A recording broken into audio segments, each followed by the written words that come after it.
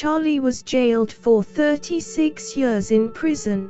During his entire court case he consistently laughed in the courtroom while making funny faces at the judge. The judge told Charlie many times to stop messing around in the courtroom, but Charlie just didn't listen. He didn't care what the judge had to say and wouldn't listen to anyone. He didn't even listen to the advice of his own legal team when they told him to be silent in the courtroom, or when they told him messing around like this would have severe consequences when it came to sentencing. His own parents couldn't even say anything to him. They were both seated in the courtroom, but instead of getting up and telling him to behave, they both just sat there with their heads in their hands, totally embarrassed and unable to say or do anything to him.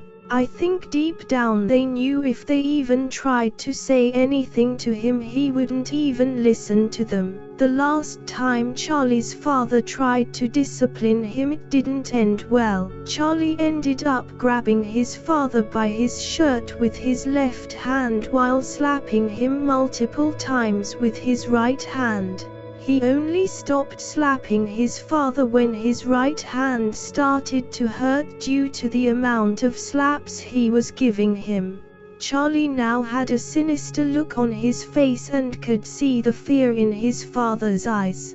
His father now realized he was just too weak to discipline Charlie anymore. His father just stood there in total shock with his hands on his face, which had now turned red from the amount of slaps he took. His father was now petrified of Charlie and just accepted defeat because he didn't want to get slapped again, so from that moment going forward he never tried to discipline Charlie again. Throughout the entire trial the judge made a note every time Charlie messed around in the courtroom, so when the day of sentencing arrived the judge couldn't wait for it to happen. On sentencing day the judge walked into the courtroom with a massive smile on his face. His smile was so big it looked just like a Cheshire cat's smile.